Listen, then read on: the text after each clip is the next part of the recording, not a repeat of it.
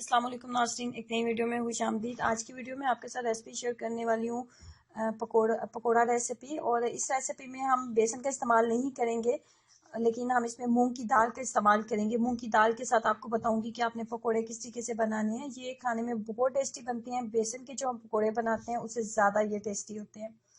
इसमें सबसे पहले मैंने लिया था हाफ कप के करीब मूंग की दाल। हाफ कप मूंग की दाल लेने के बाद 3 से 4 घंटे के लिए इसको पानी में भिगो दें।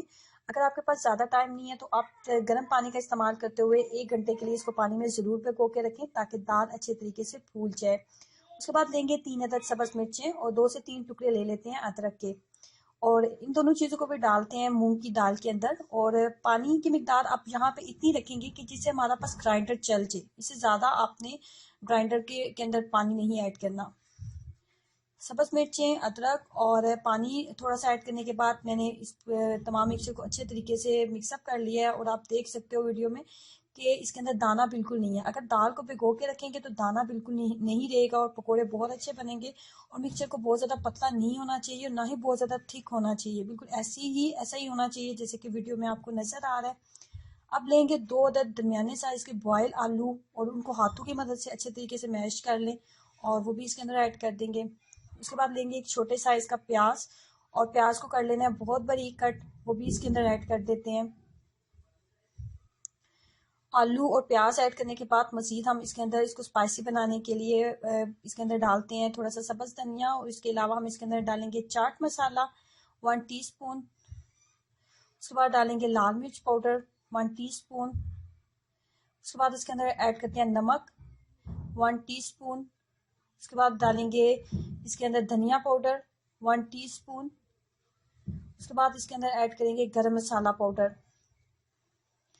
तमाम मिक्सचर को अच्छे तरीके से मिक्सअप कर लेते हैं। मिक्सअप करने के बाद आप देख सकते हो कि ये कुछ इस तरीके से हमारे पास तैयार हो चुके हैं। अब लूँगी एक अदद फ्राई पैन और उसके अंदर मैंने डाल दिया घी और फ्लेम को कर दिया हाई ताकि ये अच्छे तरीके से मेल्ट हो जाए और इसका टेम्परेचर जो है बहुत अच्छा जो है अच्छे तरीके से ये गर्म हो जाए। जब टेम्परेचर आपके कुकिंग ऑयल का या घी का अच्छे तरीके से गर्म हो चुके तो फ्लेम को बहुत ज़्यादा लो ना करें, मीडियम फ्लेम रखें। बहुत ज़्यादा लो फ्लेम के ऊपर इन पकौड़ों को नहीं बनाया जाता। अगर बिल्कुल लो फ्लेम के ऊपर बनाएंगे तो ये पकौड़े आपके बिल्कुल भी क्रिस्पी नहीं बनेंगे। और बहुत ज़्यादा हाई फ्लेम भी नहीं रखें, बस मीडियम फ्लेम के ऊपर आप इसको बनाते जाएँ। मीडियम फ्लेम के ऊपर बनाएंगे तो ये बहुत क्रिस्पी बनेंगे पकोड़े। और अगर बहुत ज़्यादा लो फ्लेम के ऊपर बनाएंगे तो पकोड़े जो है बहुत ज़्यादा नरम हो जाएंगे और आपको खाने में इतने अच्छा इनका टेस्ट नहीं आएगा।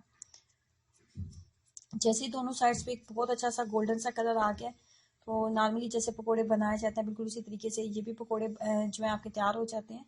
और तमाम मिक्सचर को इसी तरीके से हम जो है फ्राई कर लेंगे। अगर आपको पकोड़े खाने में बहुत पसंद है तो आप इस रेसिपी को ज़रूर ट्राई कीजिएगा और फिर अपना एक्सपीरियंस मेरे साथ ज़रूर शेयर करें। वीडियो को लाइक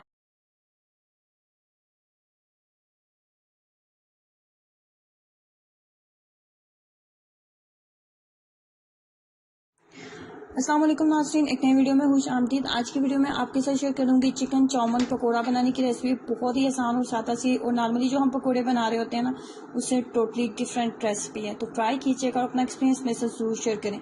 तो इसको बनाने के लिए जिन चीज़ों की हमें ज़रूरत होगी वो देख लेते हैं। तो बहुत ज़्यादा चीज़ों का हम इस्तेमाल नहीं करने वाले, सब्जियाँ और चिकन का ही हम इसके अंदर इस्तेमाल करेंगे। तो इसके अंदर सबसे पहले मैंने ले रही हूँ बोनलेस चिकन। बोनलेस चिकन जो है वो मैंने लिया है 250 ग्राम, 1 पाव के करीब हम बोनलेस चिकन लेंगे। और उसको जितने छोटे पीसेस में आप कट कर सकते हो उतने छोटे पीसेस में कट कर लें। 1 शिमला मिर्च ली थी, 1 गाजर ली है और उसके बाद जो है 1 कप के करीब मेरे पास बंद गोभी थी। उसके बाद हमने इसके अंदर बेसन का इस्तेमाल नहीं करना है, इसके अंदर हमने मैदे का इस्तेमाल करना है। तो मैदा मैं इसके अंदर लूँगी हाफ कप के करीब, आधा कप के करीब मैदा लेंगे। उसके बाद हम इसके अंदर डालेंगे कॉर्नफ्लोर 1 कप का चौथा हिस्सा, 2 बड़े खाने के चम्मच आप इसके अंदर कॉर्नफ्लोर ऐड कर लें। कॉर्नफ्लोर जो है वो सब्जियों को एक्स्ट्रा क्रिस्पी बनाएगा और जब आप खाएंगे ना तो ये आपको बहुत ही कुरकुरे और बहुत मजे के लगेंगे। कॉर्नफ्लोर 1 कप का चौथा हिस्सा और 1 कप का चौथा हिस्सा ही हम इसके अंदर चावल का आटा डालेंगे। कॉर्नफ्लोर और चावल का आटा दोनों इसको एक्स्ट्रा क्रिस्पी बनाएंगे। मजीद इसको इसके टेस्ट को ज़्यादा करने के लिए इसके अंदर मैंने 1 अदद अंडा भी इस्तेमाल किया है। उसके बाद मैंने लिया था चटपटे का एक पैकेट। आप कोई भी नूडल्स का पैकेट ले सकते हैं। तो इसके अंदर जो साशे होता है ना, वो आपने नहीं डालना, जस्ट नूडल्स को बिल्कुल थोड़ा सा पानी डालना है, ओवर कुक नहीं करनी, बस थोड़ा सा पानी डाल के तो सिंपल बॉयल कर ली थी। और उसके बाद इसके अंदर जो साशे होता है ना, वो साशे भी यहाँ पे पकौड़ों का जब मसाला हम रेडी कर रहे हैं ना, तो उस वक्त में ही हम इसका साशे जो ऐड कर लेंगे। इसका जो सिर्फ साशे ऐड करेंगे ना, तो इतने ज़्यादा क्रिस्पी इतने ज़्यादा स्पाइसी नहीं बनेंगे। तो एक्स्ट्रा स्पाइसी बनाने के लिए और थोड़ा इसके अंदर जो एक नया टेस्ट देने के लिए मैंने इसके अंदर ऐड किया था चाट मसाला और नमक ऐड करेंगे 1/2 टीस्पून, क्योंकि चाट मसाले के अंदर भी नमक होता है, इसलिए इसके अंदर जो है नमक कम मिकदार में ही डालें। उसके बाद इसके अंदर चाट मसाला डालूंगी, एक बड़ा खाने का चम्मच 1 टेबलस्पून फुल भर के मैंने इसके अंदर जो है चाट मसाला ऐड किया था। बाकी मजीद हमने इसके अंदर कोई मसाला जो है वो ऐड नहीं करना, सिंपल इसी तरीके से हम इसको बनाएंगे। और इसी तरीके से आप बनाओगे और बहुत ज़्यादा ये टेस्टी बनते हैं। और नॉर्मली जो हम पकोड़े बना रहे होते हैं ना, उससे टोटली डिफरेंट टेस्ट होता है। कोई पानी वगैरह मैंने इसके अंदर बिल्कुल भी ऐड नहीं किया, सिंपल सिर्फ एग का इस्तेमाल मैंने करते हुए। तो अच्छे से हमने इसको जो है मिक्सअप कर लेना है। 5 मिनट छोड़ेंगे ना, तो तमाम सब्जियां जो है ना अपना पानी जो है वो छोड़ने लगती हैं। तो इसलिए 5 मिनट आप इसको छोड़ दें, पानी वगैरह इसके अंदर आपने बिल्कुल भी ऐड नहीं करना। उसके बाद चलते हैं जी किचन में। और यहाँ पे मैंने लिया है घी, और जब वो अच्छा सा मीडियम फ्लेम के ऊपर गर्म हो गया था, तो फ्लेम को बहुत ज़्यादा हाई नहीं रखेंगे, क्योंकि इसके अंदर चिकन भी है और सब्जियां भी हैं, तो थोड़ी थोड़ी तमाम चीज़ों को हमने कुक भी करना है। तो मीडियम फ्लेम के ऊपर इसको रख देंगे और इसको बनने देंगे, अच्छा सा फ्राई होने देंगे। बहुत ज़्यादा लो फ्लेम के ऊपर नहीं बनाना, हमने ओवर कुक नहीं करना, हमने मीडियम फ्लेम के ऊपर ही हम इसको पकाएंगे। और जैसे एक मुनासिब सा गोल्डन सा कलर इसके ऊपर आने लगेगा, दोनों साइड से हमें लगेंगी कि अच्छी सी कुरकुरी हो गई हैं, ब्राउन हो चुकी हैं, तो हम इसको निकालते जाएंगे। बेसन के पकोड़े तो नॉर्मली हम सब्जियों के पकोड़े बनाते रहते हैं, लेकिन नॉर्मल पकोड़ा रेसिपी से थोड़ी हट के मज़ेदार सी रेसिपी अगर आप ट्राई करना चाहते हैं तो इसको ज़रूर ट्राई करें। ये आपको इतनी पसंद आएगी कि आप हमेशा यही पकोड़े खाना पसंद करेंगे।